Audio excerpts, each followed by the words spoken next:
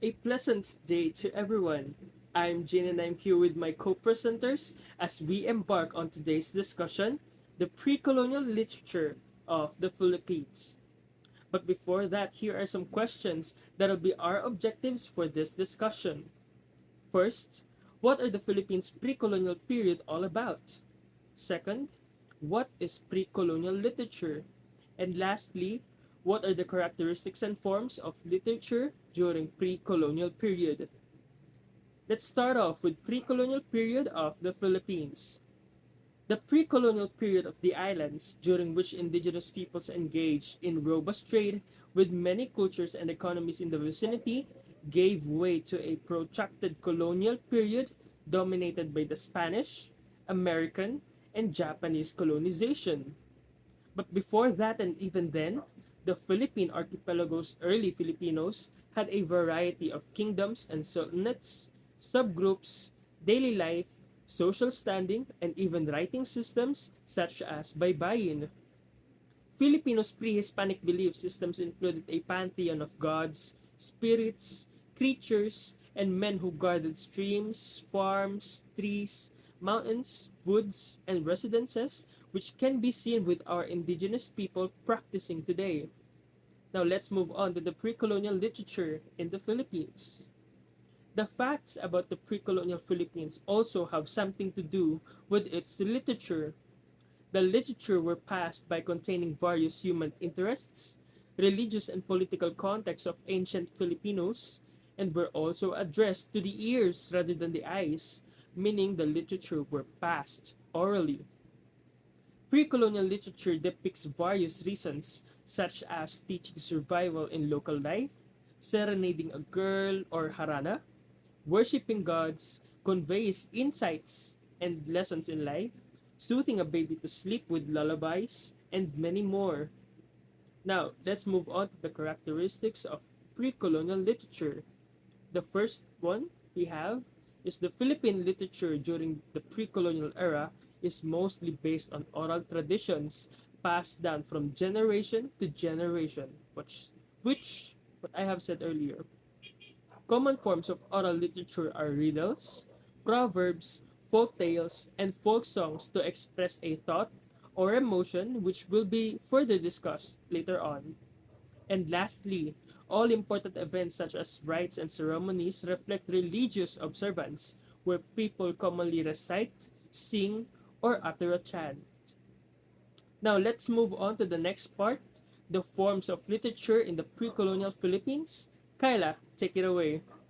The first form or characteristic of a literature in a pre-colonial literature is the oral literature. So what is oral literature?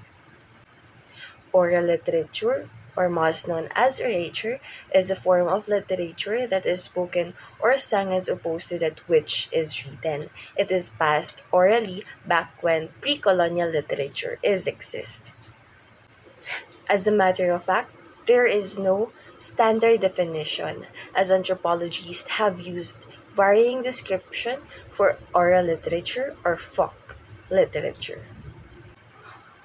Oral literature is an oral tradition mean more than simply telling stories. They are the means by which the cultural and historical memory of a community is preserved. Oral literature defined as an expressions of sayings and narrations, stories, songs, and it is also performed and passed down over several generations to recited or sung narratives. In Philippines pre-colonial literature, we have two types of literature. Okay, so for the first oral literature that we have the riddles or the bugtong. But first of all, what is a riddle? A riddle is a word puzzle in which one player or one person asks a very confusing question and the other player has to find out or figure out its meaning. Riddles often rely on puns or double entendres, or in other words, the key to solving the riddle is to realize the use of the words in a surprising or an unexpected way. Riddles are sometimes called brain teasers, but this refers to a broader category of thought based games. Riddles are just one form of brain teaser, alongside crosswords, Sudoku, and even math problems. For the pre-colonial period, there are no known authors of riddles or bugtong, but from what I have researched, we have this person named Rene O. Villanueva, which is a Filipino playwright and author, which was born on September 22, 1954, and was dead by December 5, 2007. And he compiled most of the riddles that we know or those that exist to this day. The second type of oral literature is the proverbs or salawikain. So what is proverbs or salawikain?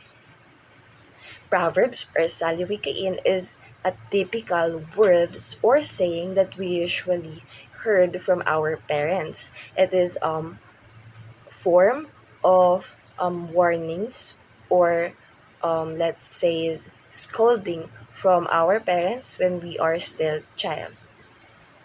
So one of the famous examples of salawikain is the saying of aanhin pa ang damo kung patay na ang kabayo. So what do you think is the meaning of it? And I think this second example is usually also hear it from our parents like papunta ka pa lang, pabalik na ako, right? And this kind of examples are the examples of proverbs or salikain that is one of the features or characteristics or forms of oral literature in pre-colonial Philippines literature. During the pre-colonial period, the Philippines were in reach of literature. Literature during that time were passed orally and the purpose was to preserve by generations. Here are some of the examples of literature during the pre-colonial period. First on our list is lullabies. Lullabies can hear and learn at home from a mother to put her child to sleep. Like other folk songs, lullabies are handed down orally from one generation to the other generations. Lullabies tend to sing to put a baby or child to sleep. Philippine lullabies tend to be soporific in tune and sometimes repetitious in text. The lyrics of the song expresses meaningful meaning. The word lullaby is known in various terms such as oyai, hulun na or helena. It also known as tumaila in Kapampangan and langan bata-bata in Tausog. As lullabies are sung and passed on from generation, the child is not only lured to sleep but also give a lessons and values from the family. Here's an example. One of the examples of lullabies in pre-colonial period came from the Visayan region, specifically Iloilo. The text in this song is originally Ilonggo, um, formerly known as Hiligaynon, which is a common spoken dialect in Iloilo. This song is generally sung by an older sister or a female relative who explain to the child that they should sleep while their mother is buying bread. The title of this song is Ili Ili Tulog Anay. Ili-ili, tuluganay, wala diri, imong nanay, kadto tienda, bakal papay, ili-ili, tuluganay, mata ka na, tabangan mo, ikargang nakumpra ko, kay bugat man sing putas ko, tabangan mo ako hanay. Ili-ili, tuluganay, wala diri,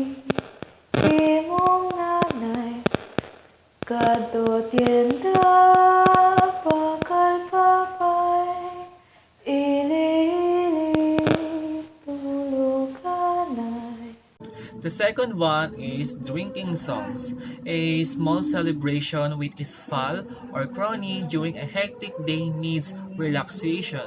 Drinking alcoholic drinks surpasses the worn out body. This song is locally known as tagay. This song is usually sung during drinking sessions of our ancestors.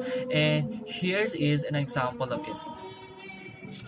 Besides of the song Tagay that is usually sung by Cebuano and Warais during drinking sessions, another example of drinking songs in pre-colonial period is called Kondansoy or Kondansoy, another Visayan song that is mainly sung in Cebuano-speaking regions.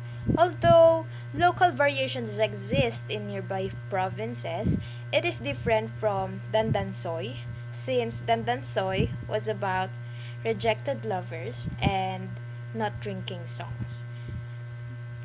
However, Dandansoy is also a Visayan song.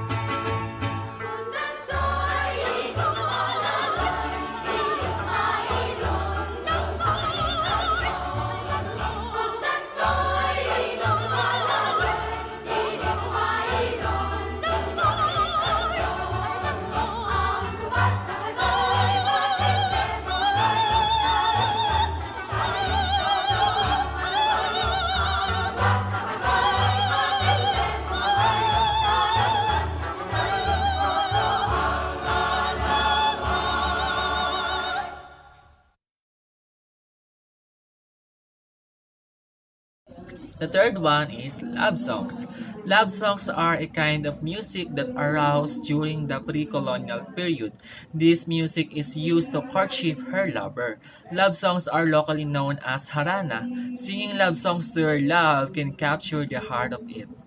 Here is an example. So now we're down to our next type of folk songs from the pre-colonial period of Philippine literature, wherein we have here the love songs or harana, and we have an example, Pamulinawin. It is an Ilocano folk songs, a famous folk song from the Ilocanos, wherein it is about a girl who doesn't want her lover pleading her, or is it simply because she is so-called a stone-hearted lady? And let me make you hear some parts of the song.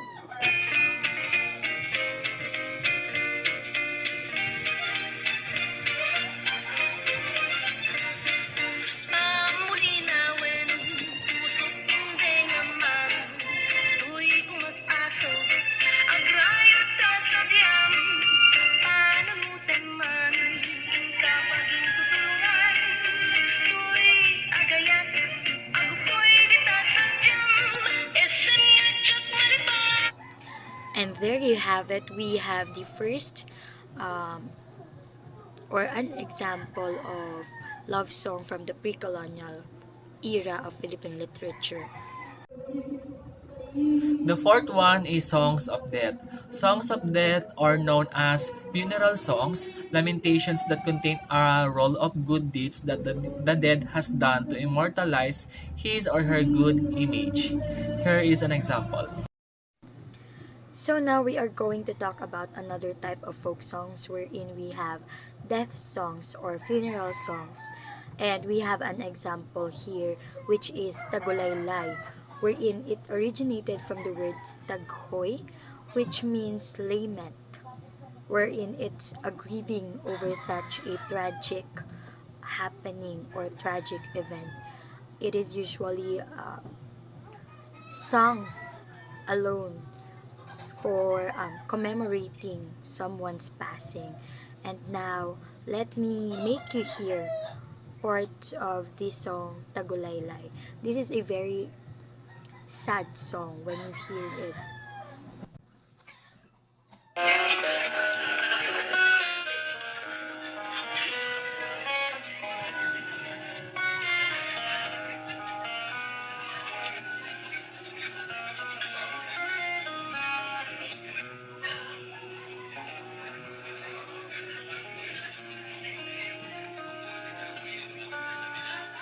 Nag-iisa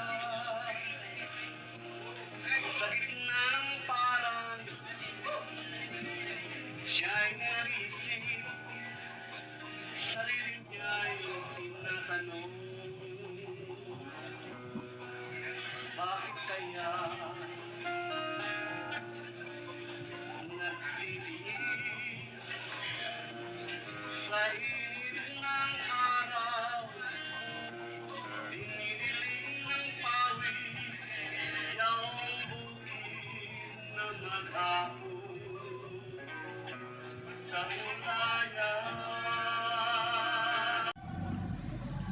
Lastly, we have here the religious song. These songs are chants that are usually driven during exorcism and thanksgiving on good harvest. Here is an example.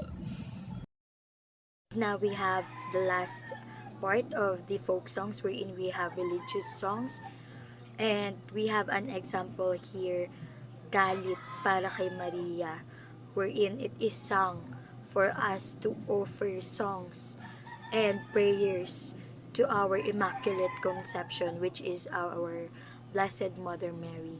And here is some parts of Dalit para kay Maria, the song for our Mother Mary. Matamis na bibig, pinagdaan lugar, aming hanggang po naman, pagkakalay ng isang gilada,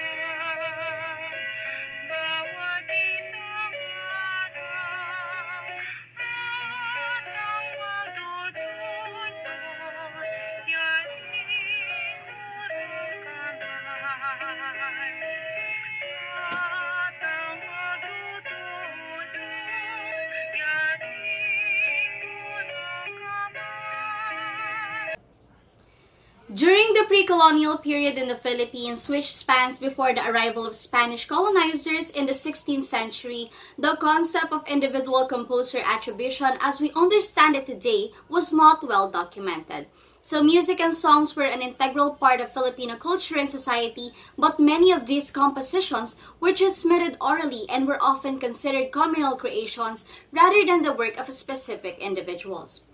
While there may have been individuals who were skilled in creating and performing music during that time, their names and contributions have not been preserved in historical records in the same way that composers in later periods are known. Instead, traditional music and songs were passed down through generations as part of the oral tradition, and the identities of specific composers were not always recorded. In essence, while music and song were certainly important during the pre-colonial period, the lack of written records makes it challenging to identify specific composers from that era. Recognition of individual composers became more prominent in later periods when written documentation and recording technology became more prevalent. Okay, so we are now down to the another form of literature in the pre-colonial Philippines, which is the folk tales. So when we say folk tales, it is the culmination of all oral traditions that belong to a specific population, culture, or subculture. Tales, myths, legends, proverbs, rhymes, jokes, and other oral tradition fall under this category. They consist of material culture such as the group's customary architectural designs. So, since they're handed down from generation to generation, many folktales aren't set in a specific time and place. Other particulars are changeable too. That way, whoever is telling the tale can add or change details to make the story more relevant to his or her culture. So, for further information about the examples of folk tales, here is Mr. Navidad to discuss it. So, an example of Philippine myth is Tikbalang, which is um, used to scare travelers, lead them astray, and they also play tricks on them, such as making them return to an arbitrary path that no matter how far they go or turn. Another example of um, legend is the legend of Sampaguita.